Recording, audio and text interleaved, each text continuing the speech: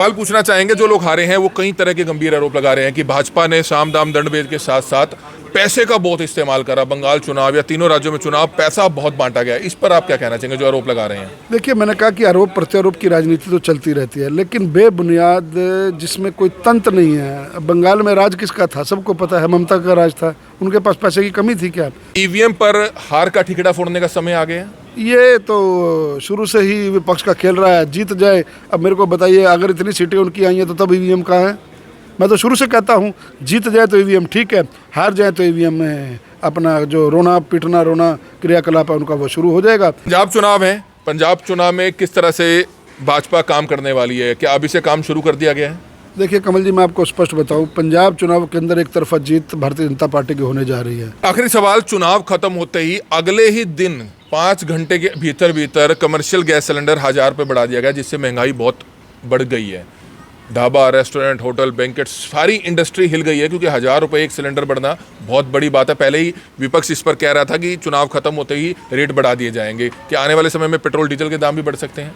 कुछ चीज़ें हमारे हाथ में नहीं होती। ईरान का जो युद्ध है, अमेरिका का जो युद्ध है, वो आप सब मीडिया कर्मियों के सामने है, देश की जनता के सामने है। कल भाजपा की एक बड़ी जीत हुई है। 5 राज्यों में चुनाव होते हैं और 3 राज्यों में भाजपा अब सरकार बनाती हुई नजर आ रही है, क्योंकि 2 राज्यों में तो फुल फ्लैज और तीसरे राज्य में अब एनडीए की सरकार बनने जा रही है। सबसे बड़ी बात करें बंगाल चुनाव पर, जिस पर पूरे देश की निगाहें टिकी हुई थी।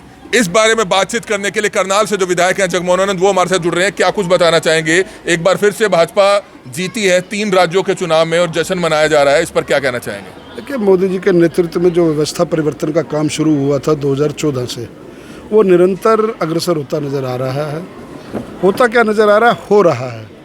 और बंगाल उसका सामने आपके सामने उदाहरण है। वर्षों की तपस्या जो हमारे कार्यकर्ताओं की रही है, जो कार्यकर्ताओं ने अपने खून से बंगाल की धरती को सींचा, उसका कल वो वक्त आया। कार्यकर्ताओं की मेहनत, अथक मेहनत, बंगाल की जनता जो माटी से जुड़ी हुई है, उन्होंने व्यवस्था परिवर्तन की है और देश के विकास के साथ उन्होंने अपने आप को जोड़ा है। मैं आपके माध्यम से बंगाल की सभी जनता को, पूरे देशवासियों को, पांडिचेरी वासियों को, अपना असम वासियों को, जहाँ जहाँ हमारी सरकार बनने जा रही है, उन सभी कार्यकर्ताओं को, वहाँ की जनता को बहुत बहुत बधाई देता हूँ। 15 साल मुख्यमंत्री रही ममता दीदी, लेकिन वो भी हार गई। इस पर क्या कहना चाहेंगे? देखिए, ये लोकतंत्र है, यही लोकतंत्र की खूबसूरती है। कोई किसी के बपोती नहीं होती। अच्छा काम करेंगे तो आप रहेंगे, अच्छा काम नहीं करेंगे, अगर आप द्वेष भावना की राजनीति से अगर आगे बढ़ते रहेंगे, आप सोचेंगे कि विपक्ष को किसी तरीके ख़त्म कर दिया जाए, विपक्ष को कुचल दिया जाए, विपक्ष के कार्यकर्ताओं को जेल में डाल दिया जाए, विपक्ष के कार्यकर्ताओं के घर जला दिए जाए, विपक्ष के कार्यकर्ताओं को दमन से, उस दमन के साथ कुचलने की कोशिश की जाए, तो जनता सब देखती है।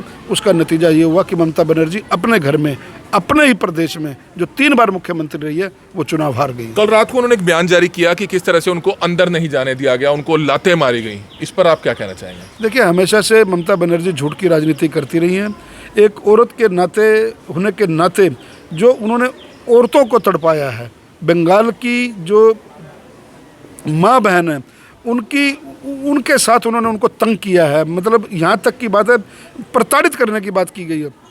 और आज वो एक अपना इसका वो बेनिफिट लेना चाहते हैं कि मेरे को धक्के मारे गए, मेरे को किया गया। उनको नज़र आ रहा था उनकी हार, उनकी बौखलाहट अब जो उनसे उनके चेहरे पर और उनकी जुबान पर आ रही है। तो क्या लगता है अब आपको ईवीएम पर हार का ठिकड़ा फोड़ने का समय आ गया? ये तो शुरू से ही विपक्ष का खेल रहा है, जीत जाए। अब मेरे को बताइए, अगर इतनी सीटें उनकी आई हैं तो तब ईवीएम कहाँ है?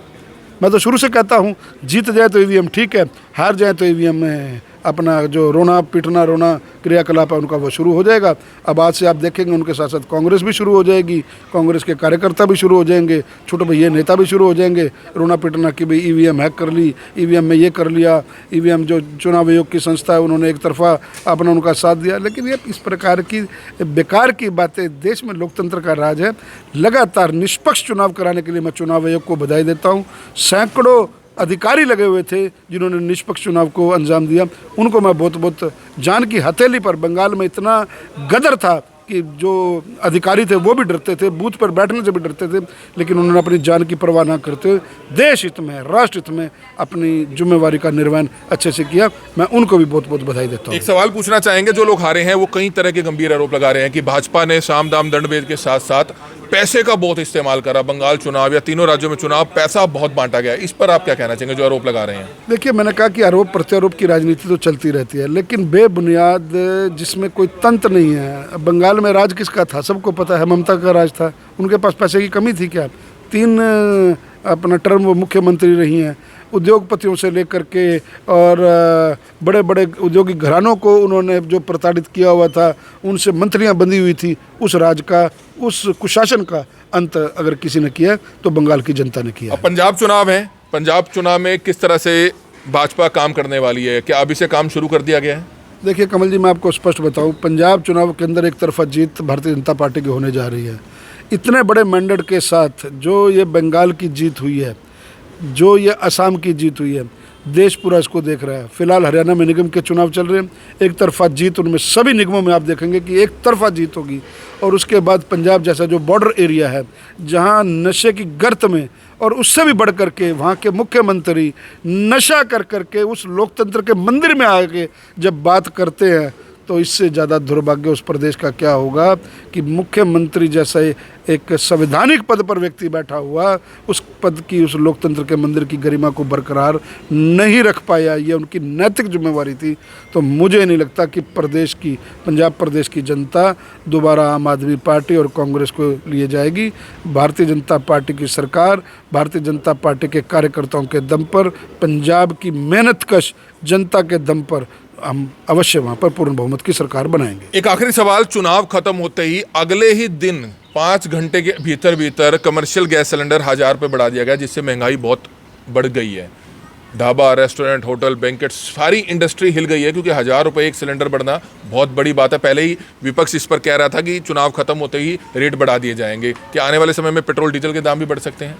कुछ चीज़ें हमारे हाथ में नहीं होती। ईरान का जो युद्ध है, अमेरिका का जो युद्ध है, वो आप सब मीडिया कर्मियों के सामने है, देश की जनता के सामने है। जो चीज़ें हम बाहर से आयात करते हैं, उन चीज़ों का कंट्रोल हमारे हाथ में नहीं होता।